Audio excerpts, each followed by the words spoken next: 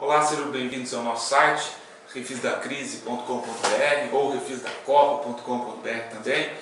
E nesse vídeo nós vamos tratar da consolidação do Refis da Copa relativamente aos débitos previdenciários. Finalmente saiu a portaria conjunta PGFN-RFB número 550 de 11 de abril de 2016, abrindo aí prazos para a consolidação deste parcelamento especial.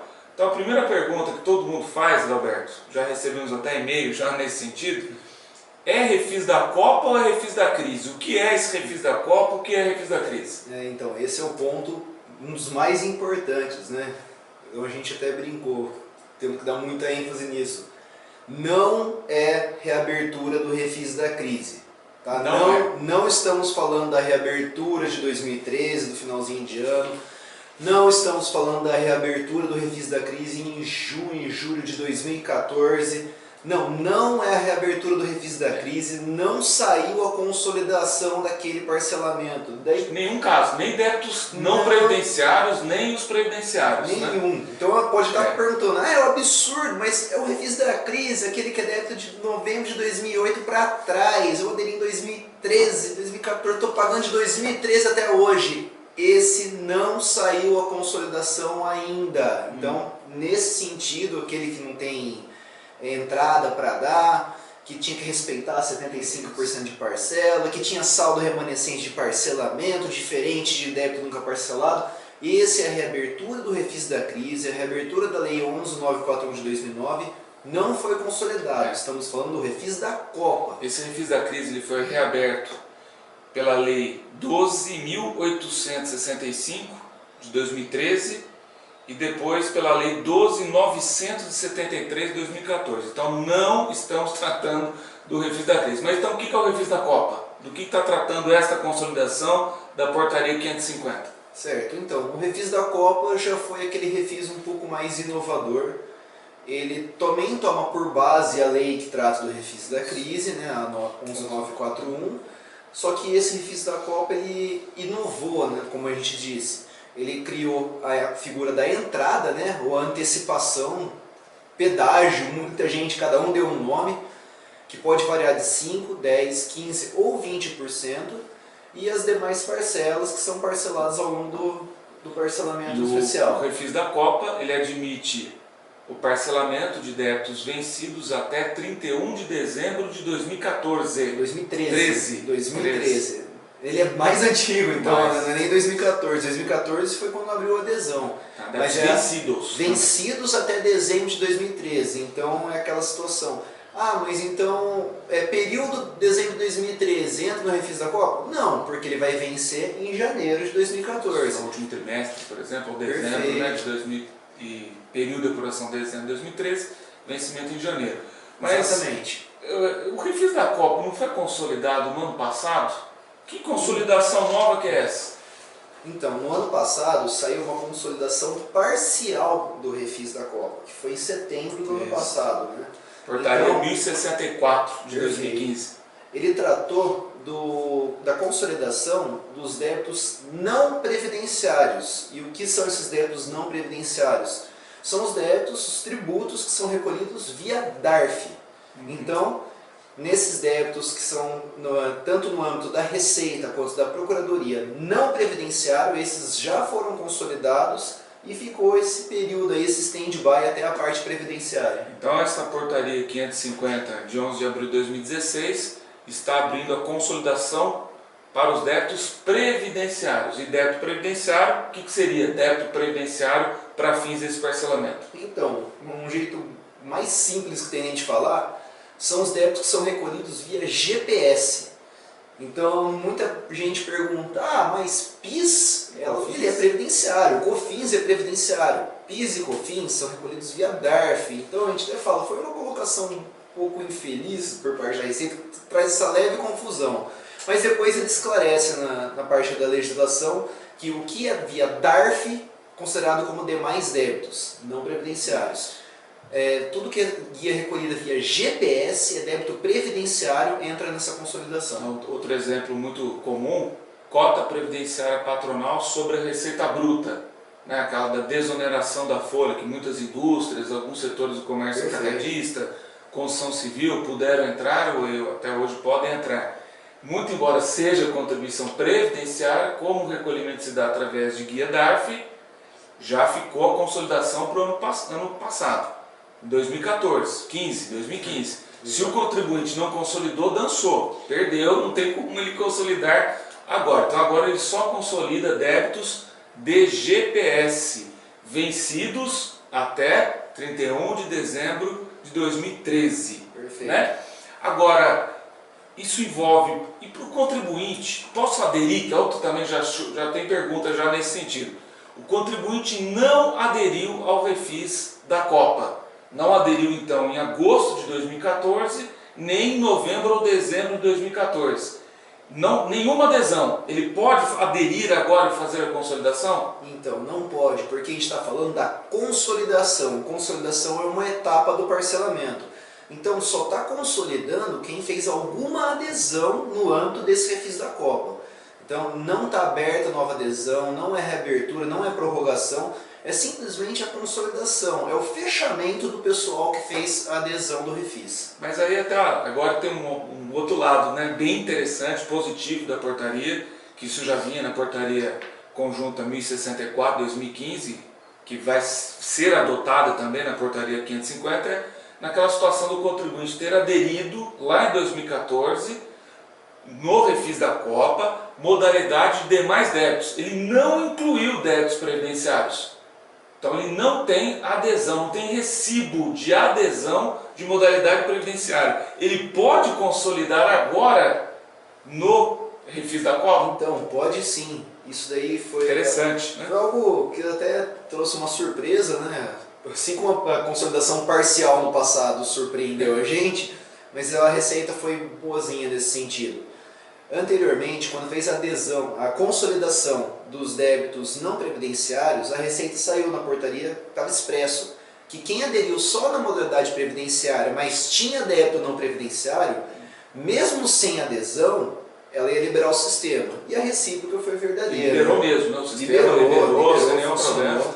E aí tem uma outra situação inusitada, né, Adalberto? O contribuinte aderiu ao refis da Copa lá em agosto de 2014, novembro, dezembro de 2014, demais débitos previdenciários. Não consolidou no ano passado.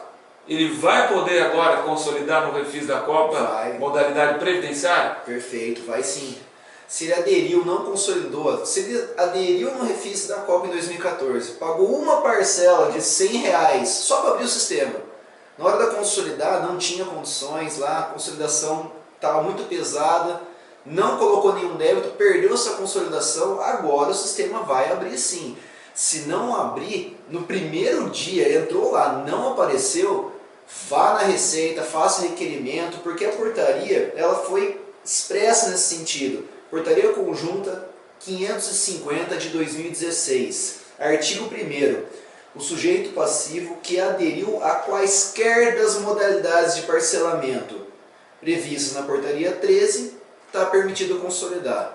Então, está muito claro. Sujeito que aderiu, não o sujeito que fez a consolidação.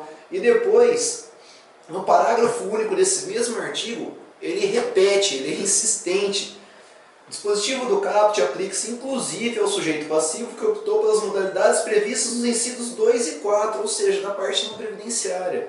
Então, inclusive ao sujeito passivo. Mais uma vez, reforçou essa situação. Aderiu na parte não previdenciária, permitida a consolidação agora. Isso, e sempre também, como esse termo consolidação é um pouco técnico, né, as pessoas têm dúvidas, né? Consolidação, porque na hora da adesão o contribuinte só falou, quero aderir, quero entrar no refis da Copa. Quero participar do parcelamento. Não falou nada, não tem quais são os débitos que ele deseja parcelar. É agora na consolidação que ele vai indicar em quantas parcelas ele vai fazer o parcelamento, porque ele pode optar em até 180 vezes. Ele vai fazer isso em 10, em 20, em 30, em 100, em 180 vezes. É neste momento da consolidação que ele vai indicar, informar o número de parcelas. E também, né, Adalberto, para aqueles contribuintes que têm interesse de liquidar multa e juros com prejuízo fiscal ou base de cálculo negativo da contribuição social sobre lucro. Porque da mesma forma, havia uma adesão, uma modalidade específica, não, ali não, né? Nem precisa, no recibo não tinha, né? Uma modalidade específica para a utilização, né? Não. A utilização do prejuízo fiscal é para qualquer parcelamento. O que existia era até Pagamento aquele pagamento à vista, que também é objeto agora desse momento. Isso. Então, lembrando, pagamento à vista com utilização de prejuízo fiscal. Ah, mas eu fiz o pagamento à vista pura e simples. Eu cheguei lá na hora, eu calculei quanto que era, emiti a guia, paguei. Tá certo, não tem que fazer consolidação. Agora, quem fez o pagamento à vista com utilização do prejuízo fiscal e base de cálculo negativa de CSLL para abater multa e juros, agora vai ter que entrar na modalidade para consolidar o pagamento à vista. Então vai ter que selecionar novamente o que foi feito esse pagamento à vista, porque ele tinha um código DARF específico, informar o prejuízo fiscal e base de cálculo negativo e dar ok no sistema, senão o pagamento à vista não vai ser efetivado. Então, o refis da Copa ele admite a inclusão de débitos vencidos até 31 de dezembro de 2013. Se esse débito ainda não está constituído porque o contribuinte ainda não lançou isso em GFIP, é claro que tardiamente, deveria ter feito isso, mas não fez, por vários motivos. Às vezes está discutindo judicialmente, às vezes foi até por sonegação mesmo, por omissão de receitas, por erro mesmo de interpretação. Então esse débito ele ainda não existe, ele ainda não aparece no sistema, porque não está incluso na GFIP. Ou ainda, o contribuinte está sob fiscalização. A Receita Federal já iniciou a fiscalização. Ele pode incluir esses débitos não confessados, não declarados, esses débitos que haja ainda fiscalização em curso, pode incluir na consolidação do refis da Copa? Pode sim. Então até saiu o prazo, dia 6 de maio de 2016. Esse é o prazo fatal para o contribuinte declarar esses débitos via GFIP e até se ele está com parcelamento em andamento. Olha isso daqui foi algo fantástico para quem estava precisando de CND. Ah, não aderi na modalidade, agora que eu vou fazer, parcelei de qualquer jeito. Você pode desistir do parcelamento até o dia 6 de maio de 2016 e migrar esse parcelamento, o saldo dele, né, para o refis da Copa. Isso, obviamente, parcelamento quando for parcelamento ordinário simplificado, ou o refis lá antigo e tal, exato, né? Então ele vai poder fazer essa migração. O prazo para essa situação excepcional, para você confessar débitos ainda não declarados, 6 de maio de 2016. Caso a empresa esteja sob fiscalização, não é GFIP que ele vai ter que apresentar, vai ter que apresentar um termo de confissão de débitos, um documento por escrito, e protocolar isso na Receita Federal. Prazo também do dia 6 de maio de 2016, observando o disposto na Instrução Normativa RFB número 1491 de 19 de agosto de 2014. Então vai ter que analisar essas duas legislações. Só para esclarecer, isso aqui é uma prorrogação desse prazo para declarar os débitos sob fiscalização, tá? Então, no momento da adesão ao refis, eles tinham colocado um prazo inicial, muita gente correu, colocou, às vezes colocou de qualquer jeito, é um momento interessante até para rever esses valores. Ah, mas eu já apresentei. Se você apresentou e está tudo certo, não precisa apresentar de novo. Agora, se você apresentou de qualquer jeito, colocou os valores, não, agora eu quero ver com calma, estou com um prazo até interessante para fazer isso, é a hora de retificar, apresentar novamente, né? Isso. Então, importante apresentar agora essa prorrogação. E a informação mais importante, que está lá no artigo 3º, qual que é o prazo que a Receita e a Procuradoria disponibilizaram para o contribuinte consolidar os débitos previdenciários do refis da Copa? Ou seja, o prazo que o contribuinte terá para indicar os débitos a serem parcelados, informar o número de prestações pretendidas, indicar o montante de prejuízo fiscal e base de cálculo negativo da CSLL. Qual que é esse prazo? Dia 7 de junho, agora de 2016, vai abrir o sistema, pelo menos é para abrir o sistema, e o sistema vai fechar no dia 24 de junho de 2016, às 23 horas, 59 minutos e 59 segundos. É o que consta, inclusive, na portaria, tá? Então vão ser 15 dias, né? Incluindo o dia 7, serão 15 dias. 14 dias. Dia 7 cai numa terça-feira, primeira semana 4 dias, daí tem outras 2 semanas, dias úteis, né, que a gente está mencionando, né? Depois tem outras 2 semanas, semana cheia, dia 24 cai numa sexta-feira. Tem pouquinho tempo aí para correr atrás, né? E não deixa para o último dia. Não é nem questão do último dia, também tem que tomar cuidado pelos valores. É claro que o sistema vai fazer isso, que já fez na consolidação do ano passado, porque o contribuinte, são poucos, né, até onde a gente sabe, que estão pagando certinho. São poucos aqueles que pagaram as antecipações de 5, 10, 15 ou 20%. Quando da consolidação, ó, até o dia 24 de junho, tudo tem que estar pago, senão cancela o parcelamento. Então é uma bola de neve. Exato. Desde a adesão até o mês de maio de 2016 vai precisar estar quitado, né? As prestações, as antecipações, tudo pago, senão não vai fechar o teu parcelamento. Isso, daí foi exatamente uma cópia do que ocorreu na parte não previdenciária. O sistema, para efetivar a consolidação, ele vai exigir a sua entrada e vai exigir todas as parcelas recolhidas até o mês anterior da consolidação, no caso aqui, maio. Então vai entrar no sistema, vocês vão entrar, selecionar os débitos, confirmar.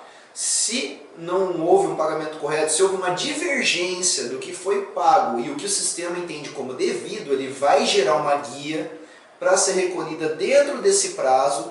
A falta do recolhimento dessa guia, que vai ter um nome até de DARF complementar, não recolheu, não consolida. Não adianta, mas depois eu recolhi de junho. Recolheu a DARF complementar? Não, não recolhi.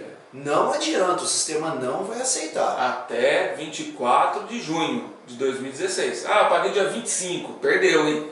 A não ser que vá para via judicial, tentar, mas é outra história, né? Então acho que seriam mais essas considerações que a gente tinha a respeito dessa portaria conjunta PGFN-FB 550, que trata da consolidação do refis da Copa débitos previdenciários. Então continue acompanhando o nosso site, várias notícias, outros vídeos serão gravados sobre esse assunto de grande relevância. Até lembrei de um agora, Adalberto, importante. Não quero consolidar, ou perdi o prazo para consolidar. O que acontece com o que eu já paguei? Vai amortizar naturalmente, automaticamente amortiza os débitos ou ficam perdidos no sistema? Então, isso daí já te volta no comecinho desse vídeo. O que a gente falou que era consolidação? A gente falou que quando se faz adesão, você fala que quer participar do parcelamento e começa a pagar. A consolidação, você indica o seu débito e fala o número de parcelas. Se eu não consolidei, o que eu deixei de falar para a Receita? Eu não falei quais são os débitos e não falei quais são os números de parcela. Se a Receita não tem essa informação, como que ela vai abater da dívida? Se vocês não consolidarem, verifica, pede a restituição desses valores, porque daí na hora de restituir a Receita faz o abatimento, mas se vocês não pedem a restituição, não vai ser abatido do débito. Então não consolidou, peça a devolução dessas parcelas recolhidas. Se não, passou 5 anos, perde o dinheiro. Então, muita atenção. Ah, mas então eu perdi o refis da Copa dos débitos não previdenciários do ano passado. Eu estava achando que a Receita já ia imputar o pagamento ali, esses pagamentos em alguns outros débitos. Não faz isso não. O contribuinte é obrigado a pleitear administrativamente mesmo a restituição ou a compensação, né, disso também, contributos vincendos. Então essas seriam as considerações, gente. Até a próxima, né, próxima notícia, próxima gravação nossa. Continue visitando o nosso site. Tchau, tchau. Até logo.